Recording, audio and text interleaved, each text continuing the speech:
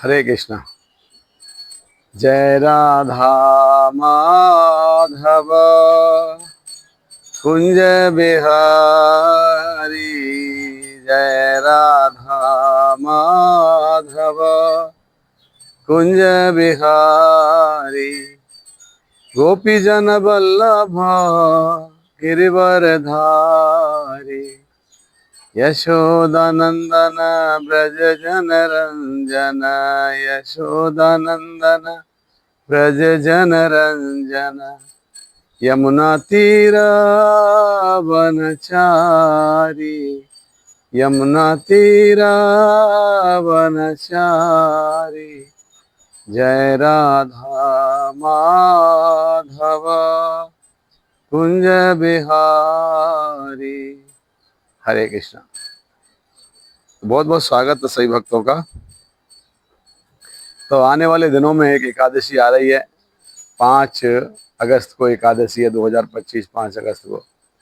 इसका नाम है पवित्रोपना एकादशी। तो युधिष्ठिर महाराज भगवान कृष्ण से इस एकादशी के विषय में प्रश्न करते हैं। कहते हैं, हे मधुसूदन,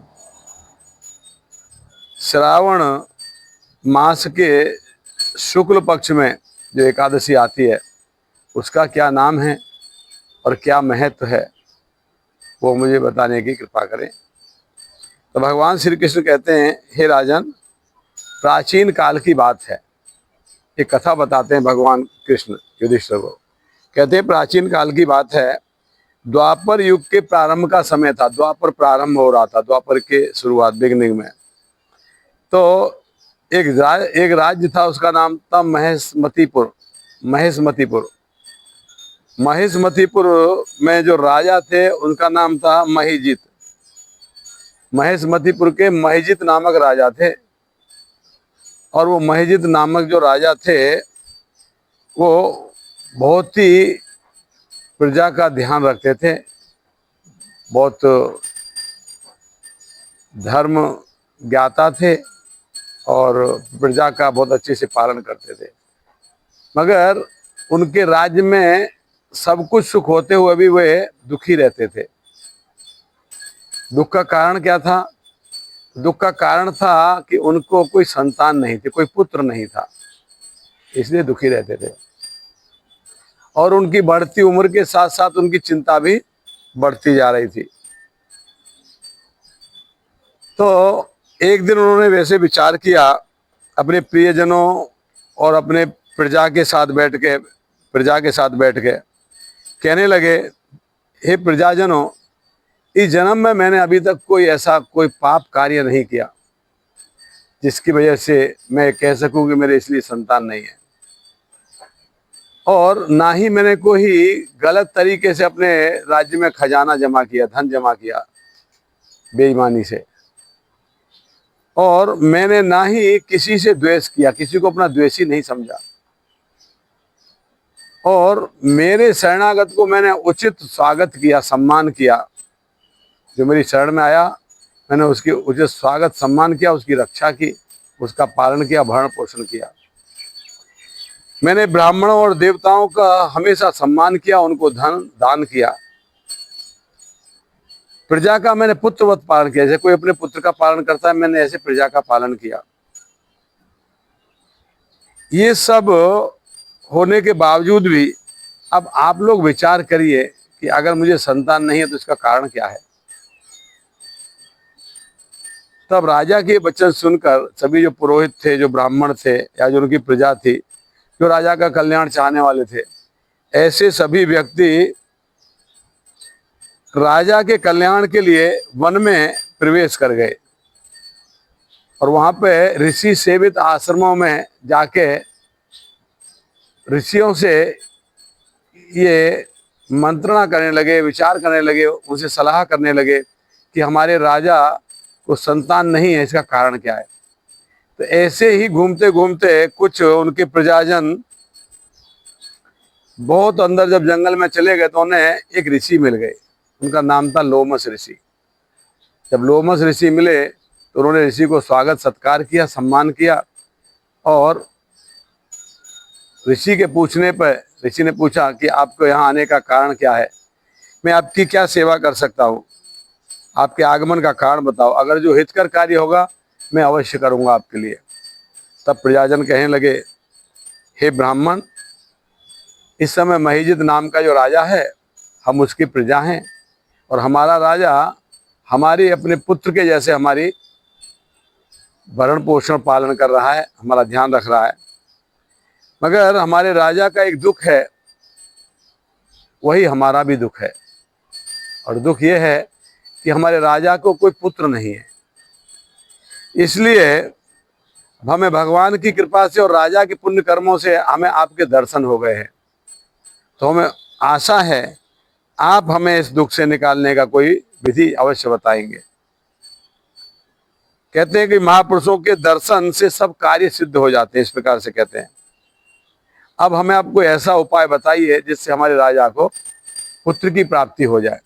इस प्रकार से राजा के प्रियजनों ने, राजा के प्रजाजनों ने लोमस ऋषि से प्रार्थना की। तब उनकी बात को सुनकर लोमस ऋषि 2 मिनट के लिए ध्यान मग्न हुए, और ध्यान मग्न होकर उन्होंने राजा के पिछले जन्म के बारे में सोचा, देखा।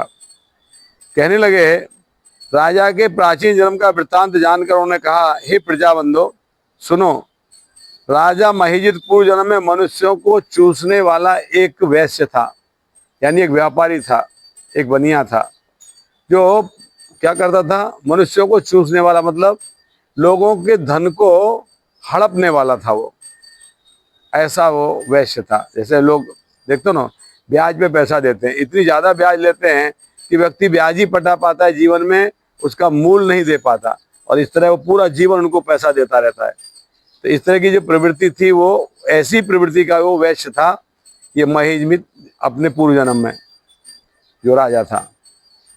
तब उन्होंने बताया कि इसने पूर्व जन्म में जब ये एक गांव में जा रहा था अपने धन के एकत्र करने के लिए, तो ये गर्मी में चल रहा था, धूप में ताप में चल रहा था, उसे बहुत प्यास लगी थी।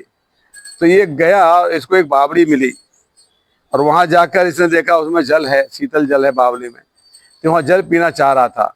तो जब जल पीने गया तो तभी वहाँ पे एक गाय अपने बछड़े के साथ, जो धूप से त्रस्त थी और बहुत व्याकुल थी और प्यासी थी, वो भी अपने बछड़े के साथ उस बावली में पानी पीने के लिए आई। तो इस वैश्य ने क्या किया, और लकड़ी लेके, छड़ी लेके उस गाय बछड़े को वहाँ से हाँक दिया, पानी नहीं पीने दिया, क्योंकि ये पानी पिएगी झूठा होएगा, मैं कैसे पीऊँगा।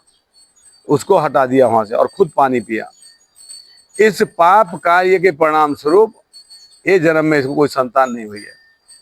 हाँ, इसको राज्य मिला है, अकंटक राज्य मिला है, निष्कंटक राज्य मिला है, इसके राज्य में कोई कष्ट नहीं है, वो इसके पुण्य कर्म के कारण मिला है, मगर इसने जो पाप किया है इसके कारण इसको संतान नहीं है।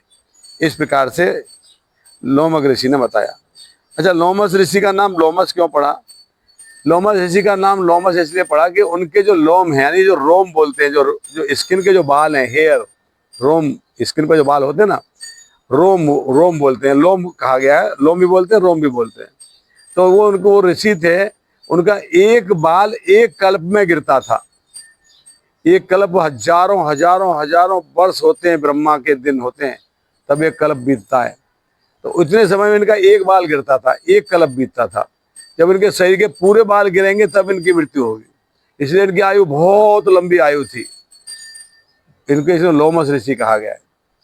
तो ये लोमस ऋषि ने इनको बताया कि तुम्हारे राजा ने इस प्रकार से प्यासी गाय बछड़े को हाँक दिया था, इसके परिणाम स्वरूप इसको कोई संतान नहीं हो रही है। तब इन्होंने कहा कि हमें इसका कुछ उपाय बताइए। कहने लगे जो प्रजाजन थे कि प्रायश्चित नामक जो पुण्य है वो पाप को नष्ट कर देता है। यानी अगर आप कोई पाप कर दिया है, अगर आप उसको सही हृदय से अगर प्रायश्चित करो कि आगे से मैं ऐसा कोई पाप नहीं करूँगा, तो भगवान उस पाप के लिए क्षमा कर देते हैं। तो कहने लगे इस पाप को, ये हमारा पाप, इसका, हमारे राजा का पाप खत्म हो जाए, इसके लिए कोई पुण्य बताइए, हमें कोई प्रायश्चित बताइए, हमें क्या करना चाहिए। तब लोमस ऋषि कहने लगे कि श्रावण मास के जो शुक्ल पक्ष में पवित्रोपना जो एकादशी आती है, उस एकादशी का व्रत करो, उसमें अन्न मत खाओ, और रात्रि में जागरण करो, भगवान विष्णु की आराधना करो, भगवान हरि के सम्मुख उनके नाम का कीर्तन करो, ऐसा करके सुबह अगले दिन ब्राह्मण को भोजन कराओ, दान करो, और उसके बाद आप अपना व्रत खोलो, यानी पारण करो। ऐसा करने से जो आपको पुण्य प्राप्त होगा, उस पुण्य को आप अपने राजा को दे दो, तब राजा को संतान उत्पन्न होगी, ऐसा उन्होंने कहा।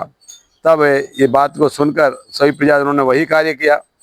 उन्होंने व्रत किया, एकादशी का व्रत किया, जो भी आ रही एकादशी, इसी एकादशी पवित्रोपना एकादशी का व्रत किया, कीर्तन किया, भगवान का भजन किया, और जागरण किया रात्रि में, और सुबह ब्राह्मणों को दान किया, भोजन कराया, और फिर अपने भोजन किया।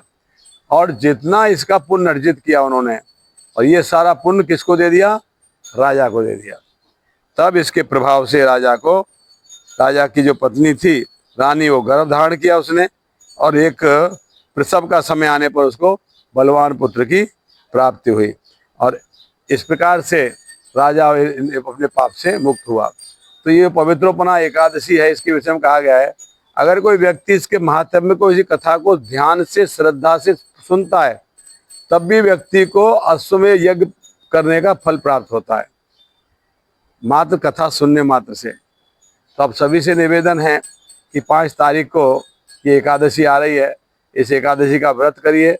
अन्न से अन्न वर्जित है, इसमें अन्न मत खाइए। और अगर आप निर्जला करें तो बहुत अच्छी बात है, निर्जला नहीं कर सकते हैं तो आप दूध से बनी हुई वस्तुएं, मिष्ठान वगैरह या फल, ये फल इत्यादि लेकर आप इसका पालन कर सकते हैं। तो एकादशी का व्रत महीने में 2 बार आता है। जो व्यक्ति एकादशी का व्रत करते हैं वो शारीरिक दृष्टि से देखा जाए तो बहुत स्वस्थ रहते हैं, और उनका मन भी शांत रहता है, और उनका गुण भी, वो सत्व गुण में रहते हैं, भगवान की भक्ति अच्छे से करते हैं।